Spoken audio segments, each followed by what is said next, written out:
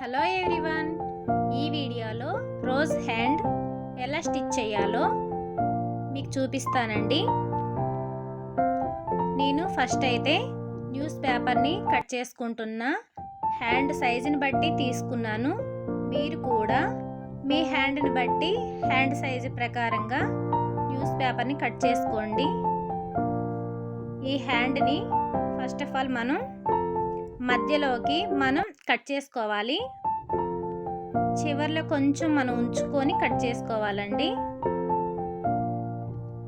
ఈ paper joint అయితే ఉండాలి, మొత్తం విడిపోయినట్టయితే కట్ చేసుకోకూడదు. ఇప్పుడు హ్యాండ్స్ కుట్టుకోవాల్సిన క్లాత్ని, మెయిన్ క్లాత్ని తీసుకోవాలండి. నేను కట్ చేసుకున్న పేపర్ని క్లాత్ మీద ప్లేస్ చేసుకోవాలి. మీరు కూడా ఇదే విధంగా ప్లేస్ చేసుకొని నేను చూపిస్తున్నట్టు మీరు కూడా మార్క్ చేసుకోండి. ఇది మెయిన్ క్లాత్ అండి.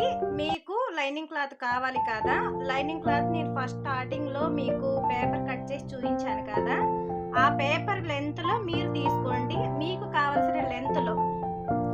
ఇక్కడ నేను 2 హ్యాండ్స్కి ఒకటేసారి నేను మార్క్ చేసుకున్నానండి. 2 హ్యాండ్స్కి ఒకటేసారి నేనైతే కట్ చేసుకుంటున్నా. డ్రా చేసుకున్న ప్రకారంగా నీట్గా కట్ చేసుకోవాలి.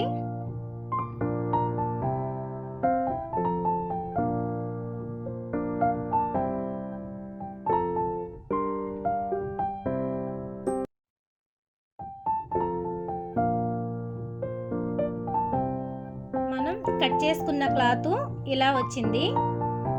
ఇప్పుడు ఈ క్లాత్ని నేను ఫోల్డ్ చేసుకున్నట్టు మీరు కూడా ఫోల్డ్ చేసుకోండి. ఇప్పుడు ఈ ఎడ్జ్ నుంచి నేను చూపిస్తున్నట్టు టేప్తో మార్క్ చేసుకోండి.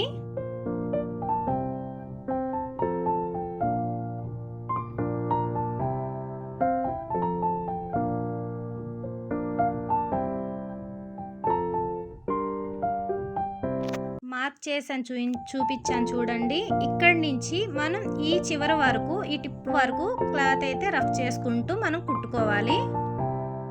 రఫ్ చేసుకోండి చివర్లు.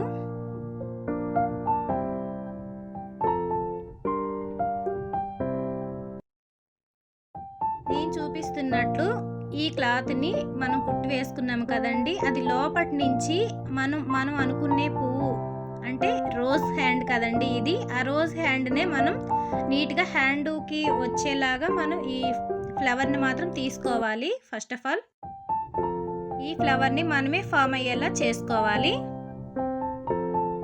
నేను చూపిస్తున్నట్టయితే మీరు చాలా నీట్గా తీసుకోవచ్చు. మీకు ఫస్ట్ చూపించాను కదండి, పేపర్ క్లాత్ని తీసుకొని మనం ఇక్కడ లైనింగ్ తీసుకోవాలి అని చెప్పాను. నేను ఇదే క్లాత్ని తీసుకున్న లైనింగ్ని అటాచ్ చేసుకుంటున్నా. చూడండి, మీరు కూడా లైనింగ్ క్లాత్ని ఫస్ట్లో నేను చూపించినట్టు మీరు కూడా కావాల్సిన లెంత్లో కట్ చేసుకొని లైనింగ్ తీసుకొని హ్యాండ్కి తగ్గట్టు మీరు అటాచ్ చేసుకోండి. సర్దుకుంటూ చేసుకోండి, నీట్గా వస్తుంది, లేకపోతే ఉగ్గొస్తుందండి. ఈ లైనింగ్ వేసాను కదండి, ఈ లైనింగ్ని వెనక నుండి మనకు తిప్పుకోవాలి. ఫ్రంట్ నుంచి వెనక్కి తిప్పుకోవాలి, బ్యాక్ సైడ్కి. మళ్ళీ ఒక స్టిచ్ వేసుకోవాలి స్టిఫ్గా ఉండడం కోసం, లేకపోతే నీట్గా ఉండదండి. లైనింగ్ను మెయిన్ క్లాత్ విడిపోయినట్టు అయిపోతుంది.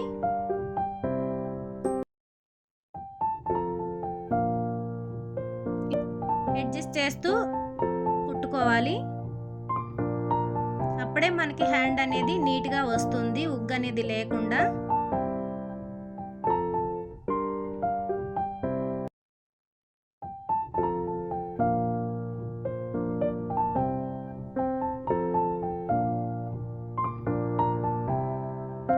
ఈ ఫ్లవర్ దగ్గర మనం కుట్టేటప్పుడు ఉగ్గులు వచ్చే ఛాన్సెస్ అయితే ఉన్నాయి. చాలా కేర్ఫుల్గా అయితే మనం కుట్టాలండి నీట్గా, లేకపోతే నీట్గా రాదు.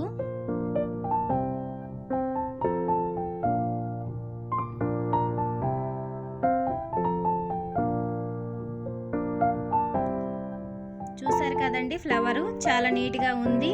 ఈ ఫ్లవర్ ఊడిపోకుండా లైనింగ్ క్లాత్కి మనం దారంతో సూదితో నీట్గా కుట్టుకోవాలి. ఫ్లవర్ని అడ్జస్ట్ చేసుకుంటూ కుట్టాలండి.